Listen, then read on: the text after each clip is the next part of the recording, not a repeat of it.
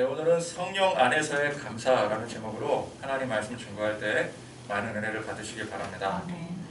오늘은 맥추감사절입니다. 구약 성경에 보면은 하나님께서 이스라엘 백성들을 위해서 절기들을 제정을 하시고 많은 절기들이 있었는데 그 절기들을 다 지키게 하셨는데 그 중에서 특히 이 3대 절기라고 일컬어지는 유월절, 맥추절, 장막절이 있었습니다. 일단 유월절은 무교절이라고도 하면서 이스라엘이 이 애굽 땅을 떠날 때 양을 잡아 문설주의 피를 가름으로 여호와의 사자가 그날 밤에 그 집을 넘어갔던 그 사건, 그 한자어로 유월. 그래서 그날을 기념하고 또 그날 무교병을 먹었다고 해서 유월절 혹은 무교절이라고 해서 지켰습니다. 또 맥추절은 칠칠절이라고도 하면서 무교절 다음에 7주가 지난 뒤에 지키는 절기였습니다. 이제 이스라엘 백성들이 출애굽을 해서 첫 열매를 드리는 절기라고 해서 초실절이라고도 했습니다. 장막절은 초막절 혹은 수장절이라고도 하면서 한 해 거두어 드린 것에 하나님 앞에 감사하며 이스라엘 조상들이 40년 동안 광야 생활을 했던 것을 기억하고 기념하는 절기가 바로 이 장막절 혹은 초막절, 우리가 보통 지키는 추수감사절이라고 볼 수가 있습니다. 자, 그 중에서 두 번째, 이 오늘 절기인 맥추절을 좀 더 자세히 설명을 하자면은 이제 이스라엘 백성들이 하나님의 놀라우신 그 역사하심으로 애굽에 종살이에 있었던 그 이스라엘 백성들이 애굽을 탈출하지 않겠습니까? 모세의 지도하에. 출애굽을 한 후에 7주가 지나서 이제 그들이 가지고 있었던 밀과 보리의 어떤 그 수확물의 첫 열매를 드린 절기가 바로 이 맥추절입니다. 그래서 7 곱하기 7주라고 해서 77절이라고도 불렀고요. 또 50일째 지키는 절기라고 해서 오순절, 그리고 밀과 보리의 첫 열매를 드렸다고 해서 맥추절 혹은 초실절, 처음 열매를 드렸다. 그래서 이제 맥추절, 칠칠절, 오순절, 초실절 다 같은 절기입니다. 절기 이름이 너무 많아서 복잡해서 이게 다 무슨 절기냐, 이 절기들을 다 어떻게 지키는 거냐. 근데 그 중에서 상당수는 같은 절기입니다. 그래서 이 맥추절은 칠칠절, 오순절, 초실절, 맥추절, 이게 다 같은 절기입니다. 하나님께서 애굽의 압제 속에서 구원해 주시고 홍해를 건너 여기까지, 어쨌든 간에 50일, 7 곱하기 7, 49일, 그 다음에 이제 50일째 되던 그 지점에서 전혀 새로운 환경으로 인도하심에 이제 그 은혜로 말미암아 하나님이 우리를 이렇게 인도해 오신 그 은혜로 첫 수확물을 거두게 되고 그로 인한 감사함으로써 하나님 앞에 영광 돌리는 절기가 바로 오늘 이 맥추절인 것입니다. 이것이 구약의 의미에서의 맥추절이라고 한다면 이게 신약으로 넘어와서 맥추절이 또 다른 말로 오순절이라고 하지 않았겠습니까? 오순절에 그 유명한 사건이 발생하게 되죠. 오순절에 마가 다락방에 모였던 예수님의 제자들, 그들 가운데 성령 강림의 역사가 일어나게 됩니다.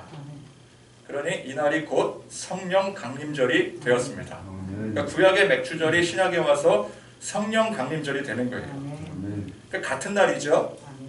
오순절이니까. 근데 이상한 점이 있습니다.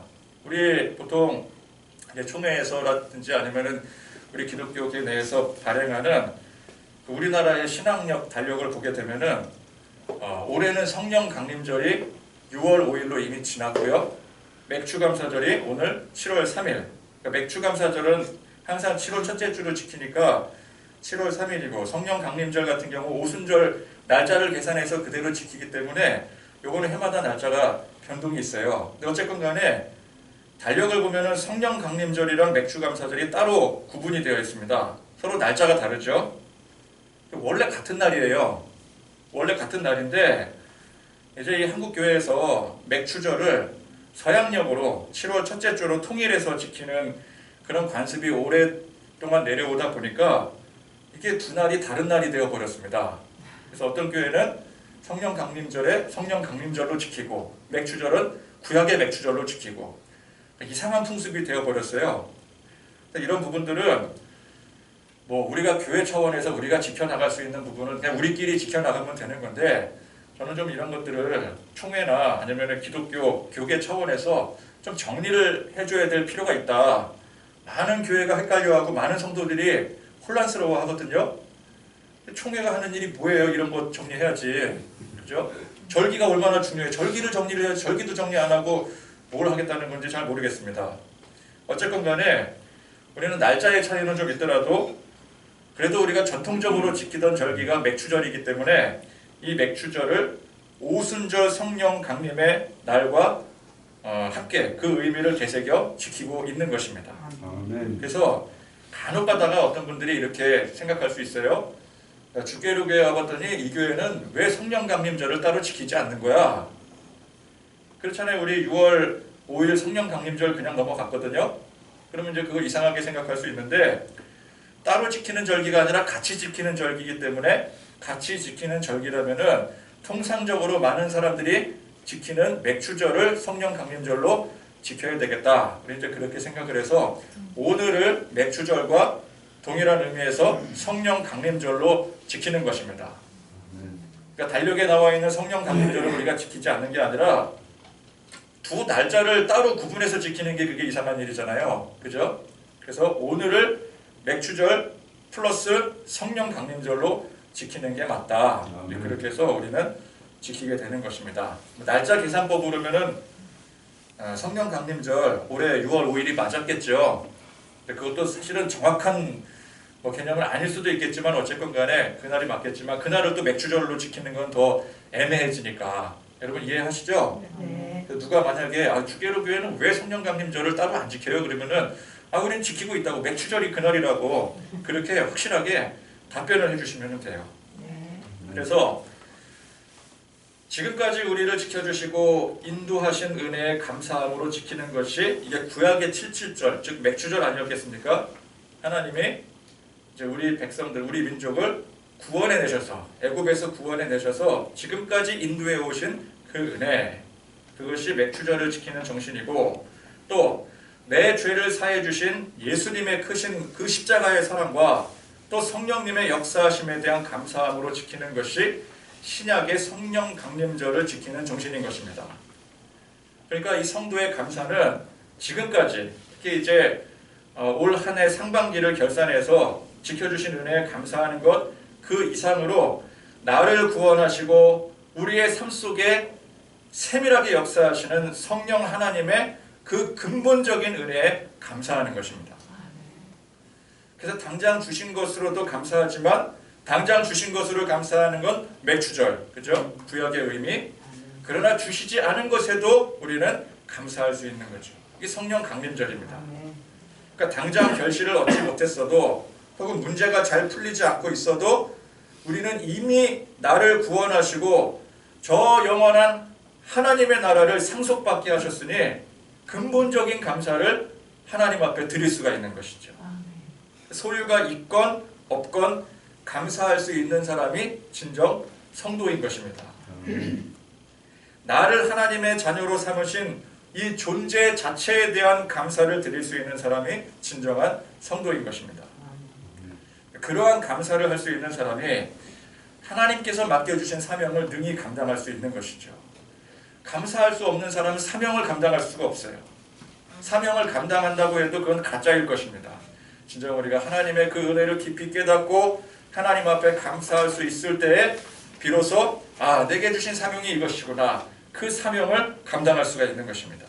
우리 하나님은 능력 있는 사람을 사명자로 세우시지 않습니다. 감사할 수 있는 사람을 사명자로 세우십니다. 아멘. 자, 오늘 말씀으로 넘어가서 안디옥 교회 파송으로 여러 지방으로 선교의 사명을 감당했던 두 사람이 나옵니다. 바나바와 바울이지요.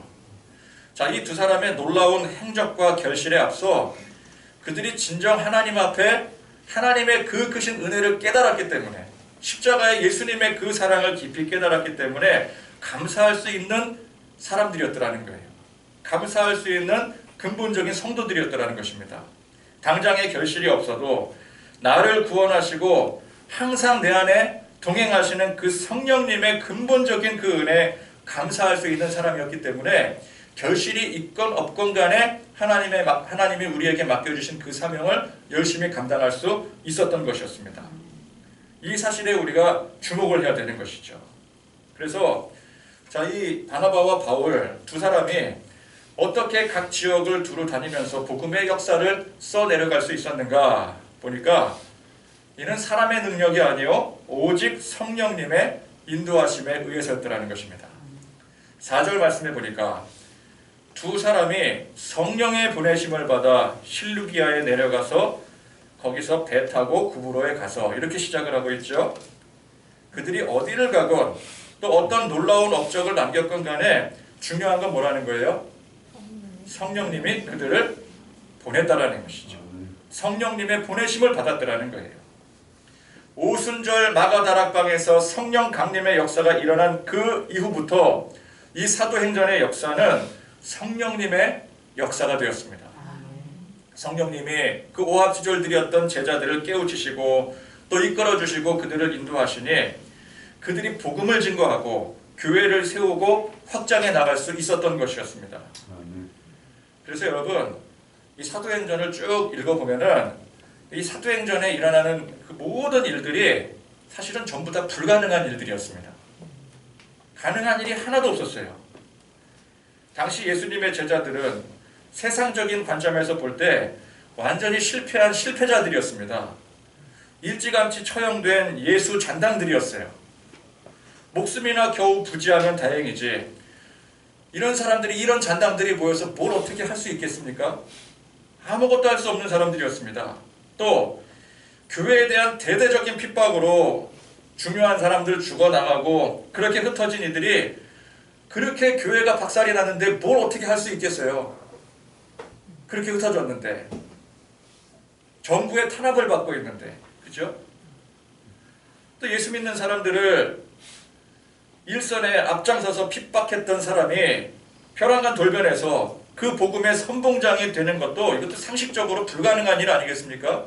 다른 사람도 아니고 우리를 공격했던 원수가 그 사람이 갑자기 변화된 자기가 사도래. 이거 말도 안 되는 일이죠. 별것도 아닌 고집 하나도 바꾸지 못하는 게 사람인데 평생의 신념이 어떻게 바뀌겠어요? 이거 불가능한 일입니다. 또 귀족의, 노예의, 평민의, 심지어 원수들까지 서로 전혀 어울리지 않고 또 절대 용납할 수 없는 그런 사이가 서로 연합해서 하나된 공동체를 이루어간다라는 그 자체가 이미 이게 불가능한 일이 교회 공동체를 이루고 있다라는 그 사실이 불가능한 일입니다. 이 모든 불가능한 일들이 하나하나 이루어져 갔다는 사실 그 자체가 성령님의 살아계신 증거인 것이죠. 아멘. 성령님이 아니면은 설명할 수 없는 일들이 날마다 일어나는 역사가 곧 사도행전의 역사인 것입니다.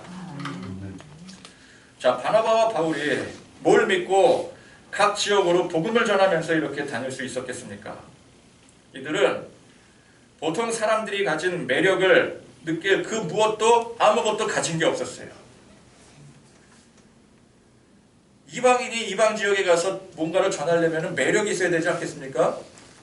돈이라도 두둑히 들고 가야 되잖아요. 그죠? 우리도 어딜 가서 누군가에게 뭘 전하려고 할 때 일단 뭘 뿌려야 되잖아요. 그죠? 우리도 이제 예를 들어서 시골 어디 이제 이사를 가는데 그 지역에 가서 터 잡고 인정받으려면 뭘 해야 돼요? 떡을 돌려야 되죠. 네. 막걸리 한 사발 풀어야죠. 네. 뭐라도 잔치 한번 벌려줘야 그 사람들이 이 사람들 된 사람들이다 그리고 인정을 하지. 아무것도 없으면은 그냥 이방인일 뿐입니다. 아무리 자기가 착하게 성실하게 산다 할지라도 사람들은 인정하지 않아요. 그렇죠? 뭔가 있어야 돼요. 기술이라도 있어야 되고 베풀 뭔가가 있어야 되는데 이 바나바와 바울이 뭐가 있었겠어요? 아무것도 없는 사람들이었어요. 그들이 가진 것은 예수 믿고 구원받는다는 복음의 소식 하나뿐이었습니다. 낯선 이방인들이 왔대요. 뭐 그 시대에 이방인들이 이렇게 들어오면 바로 티나지 않겠습니까? 낯선 이방인 둘이 들어왔대네. 그래서 이제 뭐 그들이 뭘 준대요. 그 사람들이 몰려갑니다. 당시는 뭐 TV도 없고 뭐 볼 게 없기 때문에 누가 와서 뭐 준다 그러면 다 몰려가요. 그죠? 몰려가 보니까 밀가루 한 줌 주는 게 없어요. 그리고 뭘 준다는데 예수님의 복음이래요. 우리 예수님 믿지도 않는데 자기들 각자 그 당시에 다 종교들이 있잖아요. 그죠? 그건 아무도 건들 수가 없잖아요. 근데 갑자기 예수를 믿으래. 그러면 어떻게 하겠습니까, 사람들이? 소금 들고 뿌리겠죠. 기본적으로. 그리고 좀 격렬한 사람들은 두들겨 패서 내쫓겠죠. 우리 이 지역에 우리 동네 다시는 얼씬도 하지 말아라 이놈들아. 그리고 그렇게 내쫓지 않으면은 다행인 것이죠. 베드로와 요한도 일전에 뭐라 그랬어요? 은과 금은 내게 없거니와 내게 있는 이것을 내게 주노니 나사렛 예수 그리스도의 이름으로 일어나 걸으라. 아멘. 은과 금은 없대요. 사람들은 뭘 바래요? 은과 금을 바라는 거예요. 근데 은과 금은 없고 뭐가 있다 그랬어요? 나사렛 예수 그리스도의 이름밖에 없대요. 그 이름이 뭔데 도대체? 그 얼마 전에 그 십자가에 달려 죽은 죄인 아니냐? 근데 그 이름 가지고 뭘 어떻게 하겠다고? 사람들은 그렇게 반응할 수밖에 없죠. 그것만 가지고 있는 거예요. 바나바와 바울, 그들은 오직 성령님의 보내심에 순종하는 믿음으로 간 것이었습니다. 그런데 성령님이 이들을 통해서 놀라운 일들을 이루시는 것이죠. 아멘. 아무 능력 없는 사람, 아무것도 가진 것 없고 다른 사람들에게 줄 것 아무것도 없는 이 두 사람, 초라한 두 사람을 통해서 성령님께서 놀라운 일들을 이루시는 거예요. 아멘. 담대히 복음을 전하는데 그들이 뭐 밀가루라도 풀고 뭐 보리가루라도 풀고 해서 복음을 전하는 게 아니라 그냥 가서 복음 전하는 거거든요. 담대히. 그런데 복음을 전하는 곳곳에 그 말씀을 듣고 회개하고 믿는 사람들이 생기기 시작했더라는 것입니다. 아멘. 여러분, 복음을 듣고 회개하고 믿는다는 것은 아무리 생각해봐도 이거는 상식적으로 납득이 되지 않는 일이에요. 우리가 물론 복음 전하는 사람들이지만 여러분 잘 생각해 보세요. 우리가 생각해봐도 나가서 전하는데 예수 믿으세요, 예수 믿어요, 구원받습니다 그러는데 아 그렇습니까? 제가 예수를 믿어야 되겠군요. 그리고 반응을 해서 통에 자복하고 예수를 믿는다라는 게 이게 말이나 되는 일입니까? 그게 이상한 일이죠. 어떤 이상한 사람이 갑자기 와서 이상한 검증도 되지 않는 가루를 가지고 아 이거 먹으면 모든 병이 낫는다. 그리고 내미는 것과 똑같은 거예요. 그거 누가 믿겠습니까? 그러니까 성령님이 역사하지 않으면은 복음 증거하는 이 전도의 행위나 가짜 약을 파는 약장수의 행위나 다를 게 아무것도 없다고 저는 생각을 해요.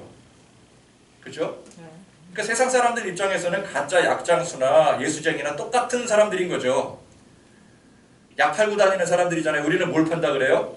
구약과 신약 판다 그러잖아요. 약장수들은 이것 먹어봐, 뭐 만병통치야, 뭐 허리 다나 뭐 이러는데 우리는 뭐라 그래요? 구약과 신약 먹어봐. 그럼 우리 영혼이 구원돼. 똑같은 거죠. 안 믿는 사람들 입장에서는 똑같은 거예요. 똑같이 약장수예요. 그죠? 성령님이 역사하지 않으면 우리 다 약장수인 겁니다. 그런데 성령님께서 함께 하시니 역사하시니 이런 기적적인 역사가 일어나게 되는 것이죠. 복음을 듣고 사람들이 변화되더라는 거예요. 여러분 그래서 기적이라는 게 꼭 병이 고쳐지고 뭐 바다가 갈라지고 풍랑이 잠잠해지는 그것만이 기적이 아닙니다. 사람들이 복음을 듣고 반응을 하는 것 자체가 그게 이상한 일인데 그런데 사람들이 반응을 하고 회개하고 믿는 거 이게 진짜 기적 아니겠습니까? 여러분 우리는 우리 각자의 삶에 많은 기적을 바랍니다.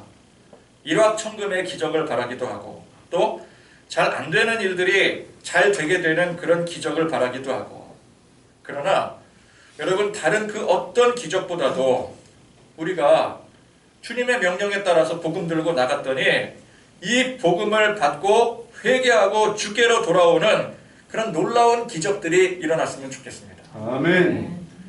여러분 우리 각자 전도 대상자들 있지 않겠습니까? 우리 마음속으로 품고 있는 그럼 한번 생각을 해보세요. 어제 정해진 사람은 아니죠. 그럴 수도 있겠지만 보통은 한참 전부터 우리 마음속 한켠에 전도 대상자로 정해져 있을 거예요. 그렇다라는 것은 뭘 의미하는 것입니까? 어지간해서 이 사람들이 변화되지 않은 사람들이라는 거죠. 우리 마음속에 야, 이 사람 누구누구 딱 생각 떠올리면서 아, 이 사람 내 전도 대상자지. 근데 그 사람이 어제도 전도 대상자였고 한 달 전에도 전도 대상자였고 1년 전에 10년 전에도 전도 대상자였다라고 한다면 그 기간 동안 우리가 복음의 메시지 한마디 전하지 않았겠습니까? 그 마음의 부담감을 가지고 있는데 그럼에도 불구하고 이 세월이 지나도록 그들이 교회 나오지 않고 아직도 전도 대상자라는 것은 어지간한 방법으로는 변화되지 않는 사람들이라는 뜻이에요. 정말 이 친구가 혹은 이 사람이 예수 믿고 변화되었으면 좋겠는데 근데 안 되잖아요. 그런데 그 사람이 예수 믿고 변화되는 거, 이게 기적이죠. 아멘. 이게 기적이에요. 아멘. 그래서 여러분, 우리 각자의 삶 속에 어떤 내 유익을 위한 기적을 소망하고 기도하는 것, 그것도 좋죠. 그렇죠? 우리 뭐 물질 해결되고 또 건강 회복되고 그건 다 내 유익이잖아요. 물론 내 유익이 다른 사람의 유익도 되겠지만 기본적으로는 내 유익을 구하는 것이죠. 그것도 좋지만 그 이상으로 정말 기적과 같은 한 영혼 한 영혼이 주께로 돌아오는 그 기적을 소망하고 기도하시기를 바랍니다. 아멘. 우리는 사실 할 수 있는 게 아무것도 없습니다.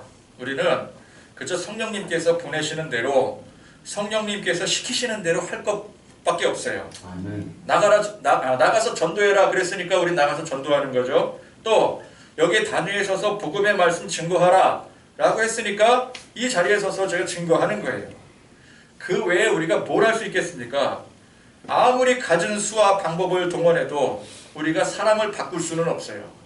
전할 수는 있지만 바꿀 수는 없어요. 그 일은 오직 성령님이 하시는 일이십니다. 아멘. 그러니까 여러분, 바꾸려고 하지는 마세요. 전하면 되는 거예요. 전하라고 했으면 전하면 되는 거예요. 아멘. 굳이 월권을 행해서 바꾸려고 하지는 마세요. 아멘. 바꾸는 건 우리가 하는 게 아니라 성령님이 하시는 거예요. 그건 기적의 역사예요. 그래서 우리는 그 믿음을 가지고 나가는 겁니다. 무슨 믿음이요? 내가 바꾸리라. 내 능력으로, 내게 주신 능력으로 바꾸리라. 그게 아니라 난 전화를 했으니까 나가서 전한다. 그러면 바꾸는 일, 기적의 역사는 성령님이 일으키신다. 아멘. 그 믿음을 가지고 나가시기를 바랍니다. 아멘. 그래서 안 되는 게 뻔한 일이고 이게 당연히 불가능한 일이지만 그건 내 기준일 때 그런 것이고 성령님이 하시면 어떤 일이라도 일어날 수 있는 것이죠. 아멘. 여러분 그 믿음으로 나가시기를 바랍니다. 그래서 바나바와 바울은 바로 그런 믿음으로 성령님의 인도하심으로 충성하는 마음으로 여러 지역을 두루 다니면서 복음을 증거할 수 있었습니다. 자, 그리고 오늘 어디에 이르게 됐어요? 바보라는 곳에 이제 도착을 해서 거기서 복음을 증거하던 중에 누구를 만납니까? 바예수라고 하는 유대인 거짓 선지자인 마술사를 만나게 되었어요. 이 바예수라는 이름은 예수의 아들이라는 뜻입니다. 누구누구의 아들. 뭐 외국에는 뭐 지금도 그런 이름들 많이 있습니다. 뭐 북유럽 쪽에는 끝에 센이라든지 손으로 끝나는 이름, 만데르센, 뭐 무슨 손, 막 그런 뭐 이삭손 뭐 이런 이름 있잖아요. 그게 다 누구의 아들이라는 그 뜻이거든요. 그러니까 예수의 아들. 얼마나 좋은 뜻이에요. 그러니까 이름은 좋은데 그런데 정작 하는 일은 거짓 선지자들하는 거예요. 이게 참 안타까운 사람이죠. 이름은 요한인데, 이름은 요셉인데, 하는 일은 허랑방탕한 그런 사기꾼 일을 하고 있으면 이름에 참 부끄러운 그런 인생 아니겠습니까? 오늘 바예수가 그런 사람이었습니다. 이 사람은 이 바나바와 바울을 견제하며 그들이 복음 전하는 일을 쫓아다니면서 방해했습니다. 그러면 굳이 그렇게 쫓아다니면서 회방을 놓을 건 또 뭡니까? 그냥 이상한 사람들 와가지고 뭐 말도 안 되는 소리들 짓거리고 있나 보다 그렇게 내버려둘 일이지 그게 그렇게까지 회방을 놓을 일입니까? 그렇잖아요. 이들이 전하는 복음이 그러니까 바울과 바나바가 전하는 복음이 아무런 영향력이 없다면 그냥 그러고 넘어갔을 겁니다. 굳이 회방 놓을 필요도 없어요. 그럴 가치가 없기 때문에. 어떤 이상한 약장수가 와갖고 혼자 약 팔고 있는데 아무도 보이지 않아. 그럼 그 사람을 내쫓겠습니까? 그냥 내버려두면 알아서 갈 건데 굳이 쫓아다니면서 회방 놓을 일은 없잖아요. 그죠? 그런데 그 두 사람이 전하는 복음이 아무 영향력 없는 수준이 아니었더라는 거예요. 자, 그 지역의 총독이 바울이랑 같은 이름을 가지고 있었어요. 서기오 바울이라는 사람이었는데 이 사람이 복음의 영향을 받았더라는 거예요. 총독이 그 지역에서 제일 높은 사람이. 여러분, 그 정도의 위치에 있는 사람은 어지간한 가르침을 받지 않습니다. 그죠? 자기가 지금까지 살아오면서 쌓아온 이 공적이 있는데 무슨 다른 게 들어와서 뭐 자기를 바꾸려고 하고, 여러분, 높은 위치에 있는 사람은 절대 자기를 바꾸려고 하지 않아요. 그죠? 바꾸면 손해이기 때문에, 자기 기준이 뚜렷하기 때문에 아무리 뭐 좋은 가르침을 전해도 어지간하면은 그 영향 받지 않습니다. 그런데 이 바나바와 바울이 전하는 복음은 달랐습니다. 사실 그 내용이 별로 특이할 건 없는데 성령님께서 이 복음에 역사하시니 총독식이나 되는 사람이 이 복음을 받아들이더라는 거예요. 지혜롭게 받아들이더라는 것입니다. 자, 이 바예수라고 하는 자는 바울이 말한 것처럼 모든 거짓과 악행이 가득한 자요 마귀의 자식이었습니다. 즉, 그 안에 마귀가 역사해서 진리의 복음을 회방하게 만드는 것입니다. 겉으로는 마술사 아니겠습니까? 마술사로서의 이권을 위해서 회방을 놓는 것일 텐데, 그러니까 총독을 구슬릴 정도니까, 야, 저 사람들이 총독을 구슬릴 정도면 내 이권이 틀어질 수도 있겠다, 그런 생각이 드니까 회방을 놓을 수 있지 않겠습니까? 그런데 그것이 이면을 들여다보면 사실은 누구의 역사라고요? 이게 마귀의 역사라는 거예요. 마귀의 역사. 네, 마귀의 역사. 아니, 마귀의 역사는 하나님의 역사이기도 해요. 네. 하나님께서 마귀를 이용하시는 거죠. 그래서 우리는 그걸 그냥 마귀의 역사라고 표현을 하는 겁니다. 여러분, 복음의 현장 가보면 별별 일이 다 일어나죠. 무관심으로 무시당하는 게 다만사입니다. 그건 일반적인 거예요. 그죠? 그 사람에게, 그 대상에게 성령님의 역사가 임하지 않으면 복음은 그저 약장수의 선전에 지나지 않는 것이기 때문에 사람들은 그냥 무시합니다. 멸시합니다. 그런데 그게 보통 일반적인데, 꼭 보면은 전도나 이 복음 전하는 현장에 가보면은 꼭 필요 이상으로 핍박을 하고 회방을 놓는 사람들이 있어요. 아니, 우리가 뭐 그런 사람들에게 무슨 피해를 줬습니까? 그렇게 핍박하는 사람 보면은 우리가 피해를 준 적이 없어요. 뭐 하나 나눠주더라도 나눠줬지, 이득이라도 줬지, 피해를 준 일이 없어요. 예를 들어서 이 땅이 내 땅이다, 내 땅에 와서 뭐 하느냐, 그런 사람이 아니에요. 전혀 상관없는 사람이 와서 자꾸 막 회방 놓고 막 찌르고 막 이래요. 그 사람이랑 전혀 관계없고 그냥 지나가면 되는 거거든요. 근데 유독 그런 사람들이 있어요. 그럴 때 우리는 뭐라고 생각을 합니까? 마귀가 역사한다. 마귀가 역사한다라고 생각하면서 어떻게 해야 된다라고 생각해요? 아유, 오늘 자리를 옮겨야 되겠다, 떠나야 되겠다, 오늘 이제 여기까지인가 보다. 보통은 그렇게 생각하고 자리를 뜨게 되죠. 그래서 천막을 치고 거기 막 전도를 하고 있는데, 그 땅 주인도 가만히 있는데 어디서 이상한 사람들이 와가지고 막 횡패를 부리는 거예요. 뭐 여기서 전세 냈냐 그러고, 뭐 너희들 뭐냐 그러고 막 침 뱉고. 그러면 어떻게 해요? 알겠습니다. 그리고 오늘은 그냥 접읍시다. 그리고 천막 다 접고 그리고 철수를 하는 거죠.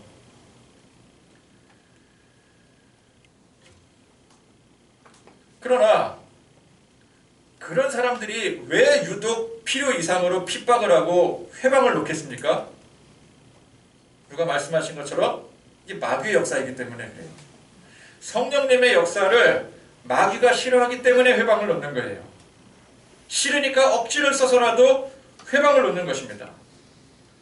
그러면 어떻게 해야 돼요? 사실은 그런 핍박이 일어날 때 그 자리를 피하면 안 되는 거예요. 왜? 여기 성령의 역사가 일어나고 있다는 뜻이거든요. 성령의 역사가 일어나는 만큼 마귀의 역사가 일어나는 거예요. 그러면 우리는 마귀의 역사가 일어나니까 그 반대로 성령의 역사가 이 자리에서 지금 우리에게 일어나고 있구나. 그럼 피하면 안 되는 거죠. 더 열심히 복음을 증거해야 되겠죠. 근데 우리는 보통 피해요. 예전에 저도 이제 그 다른 교회 섬길 때 전도하는 팀들 데리고 이제 어디 지역에 나가서 교회 앞에서 천막을 치고 열심히 전도를 합니다. 전도를 열심히 하고 있는데 뭐 이렇게 뭐 나눠주면서, 그죠? 음료수를 나눠줬든지 아무튼 그렇게 전도를 하고 있는데 어떤 이상한 한 3명 정도 되는 한량들이 와가지고 찝쩍찝쩍 되는 거예요. 우리도 또 이렇게 아름답게 생기신 여집사님한테 자꾸 갖고 추근추근 되는 것 같고, 그리고 자꾸 이렇게 자꾸 들락날락거리면서 추근덕거리고 자꾸 이렇게 이상한 행동들을 하고, 그래갖고 이거 그냥 접어야 되겠다 그러고 접고 들어갔었어요. 근데 지금 생각해 보니까 그게 기회였던 거예요. 그죠?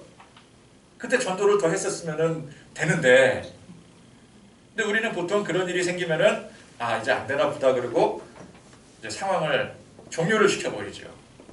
그게 안타까운 일이라는 거예요. 마귀의 핍박이 있다라는 것은 그만큼 성령님의 역사가 일어난다는 뜻인데, 아멘. 성령님의 역사가 일어나는 현장을 우리가 피하면 어떻게 하겠습니까? 그죠? 우리는 그런 현장을 찾아다녀야 돼요. 보통 나가면은 성령의 역사가 일어나야 되는데 잘 안 일어나지 않아서 핍박당하고, 아니 사람들이 무시하고, 전도해도 아무런 소득이 없는데, 그런 역사가 일어난다면 우리는 기꺼이 찾아가야 되는 건데, 그 자리가 곧 복음 전도의 현장인 것입니다. 아멘. 여러분, 우리가 열심히 신앙생활하고 예배하고 기도하는데도 불구하고 우리의 삶 속에 고난이 생기고 핍박이 일어난다면 그건 불길한 징조가 아닙니다. 그건 피할 일이 아니라는 거예요. 우리는 보통 이런 일들을 불길하게 여기고 피하게 해달라고, 해결해달라고 하나님 앞에 기도하는데, 악한 마귀가 강하게 역사한다는 것은 그만큼 성령님이 강하게 역사하고 있다는 증거가 되는 거거든요. 아멘. 그래서 우리는 오히려 감사해야 됩니다. 오히려 그때 하나님 앞에 영광을 돌려야 되는 거예요. 지금 이때 역사가 일어나겠구나. 우리는 그렇게 믿음으로 도전해 나가야 돼요. 아멘. 더 힘을 얻어야 되는 것입니다. 근데 보통 반대죠. 전도 현장에서도 그러했듯이 우리 삶 가운데 그런 마귀의 방해가 있을 때 우리는 자꾸 좌절하게 되고 넘어지게 되고 피할 길을 찾게 돼요. 근데 그러면 안 된다는 거예요. 마귀를 향해 꾸짖고 선포해야 되는 것입니다. 고난이 임할 때 원망, 불평하고 좌절하는 것이 아니라 뭐 한번 해보자 라고 담대하게 맞서야 되는 것입니다. 그러면 내가 이기는 것이 아니라 내 안에 계신 성령님께서 이기게 해주십니다. 그래서 여러분, 우리 각자의 고난의 현장을 무조건 피하려고 들지 말고 그곳이 바로 성령님의 역사의 현장이 되게 하시기를 바랍니다. 아멘. 그렇게 선언하시기를 바랍니다. 자, 이 바예수라고 하는 자가 아무리 회방을 놓아도 상대가 누굽니까? 상대는 바울이 아니라 바나바가 아니라 성령님이에요. 지금 성령님이 역사하고 계시는 거예요. 만약 바나바와 바울이 상대였다면 그들이 무슨 힘이 있겠어요? 가진 수를 다 써서 횡포를 부리는 그 바예수라는 사람을, 그 지역의 터줏대감을 무슨 수로 상대해서 이길 수 있겠습니까? 그러나 바예수는 상대를 잘못 골랐죠. 바예수는 그 두 사람을 상대한다고 생각했는데 사실은 그 두 사람이 아니라 상대는 성령님이었습니다. 잘못 골라도 한참 잘못 고른 거죠. 결국 어떻게 돼요? 아주 보기 좋게 당하게 됩니다. 맹인이 돼버렸어요. 여러분, 바나바와 바울이 아무리 대단한 능력을 갖고 있어도 멀쩡한 사람을 갑자기 맹인으로 만들 수는 없죠. 물론 만들 수는 있어요. 주먹으로 때리면 돼요. 그죠? 그러나 주먹으로 때린 사람이 손해죠. 바나바와 바울은 성령님이 인도하시는 대로, 시키시는 대로 복음을 증거했을 뿐이었어요. 그랬더니 성령님께서 반응하셔서, 성령님께서 역사하셔서 총독이 반응하게 하시고 핍박의 손길도 알아서 성령님께서 처리해 주시더라는 것입니다. 자, 오늘 이 놀라운 사건은 바나바와 바울이 수많은 지역을 돌아다니며 생긴 하나의 에피소드입니다. 이런 기적과 같은 일들이 가는 곳마다 일어나더라는 거예요. 이들이 무슨 능력으로, 무슨 재주로 각 지방을 여행하며 복음을 증거하겠습니까? 여행이 이게 말이 여행이지, 지금도 치안이 잘 안 되어 있는 지역에는 여행을 삼가라 할 정도인데, 그 시대에 생전 처음 가는 지역에 안전이 보장이 되겠습니까? 아무리 로마 그 관할권 안에 있다 할지라도 이방인은 어딜 가나 위험한 거예요. 길 가다가 쥐도 새도 모르게 강도당하고 죽어도 이상할 게 전혀 없는 그런 시대였습니다. 성령님의 보호 인도하심, 이 역동적인 성령님의 역사하심이 있기 때문에 가능한 일이었습니다. 아멘. 세상 별 볼 일 없고 보잘것없는 사람들이 모여서 교회를 이루고 이 교회가 세계 열방에 뻗어갈 수 있었던 것을 개개인의 능력이나 개개인의 영향력이 아니요 오직 성령님의 인도하심의 능력이었던 것이었습니다. 아멘. 자, 오늘 맥주절 절기를 맞이해서 우리는 다시금 하나님께서 인도해 주시는 그 은혜를 돌이켜 감사합니다. 마침 시기도 딱 1년의 절반 아니겠습니까? 2022년 올 한 해의 딱 절반을 지나는 때입니다. 새로운 하반기를 맞이하는 때예요. 그래서 우리는 이 시기에 지난 6개월 동안을 돌이켜 그동안 있었던 일들, 하나님이 우리에게 주셨던 것들에 대해서 감사한 일들을 떠올리며 감사의 고백을 드리게 되는 것이죠. 당장은 감사했던 것들, 뭐 물질이라든지 건강이라든지 또 우리 가족에 대한 문제라든지 잘 됐던 일들을 돌이켜 감사하는 거예요.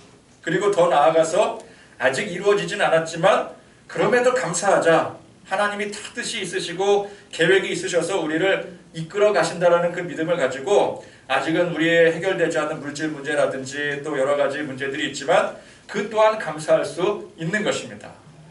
근데 이게 무슨 절기라고요? 이거는 구약의 맥주절. 근데 우리는 이제 그 맥주절의 의미를 넘어서 성령 강림절.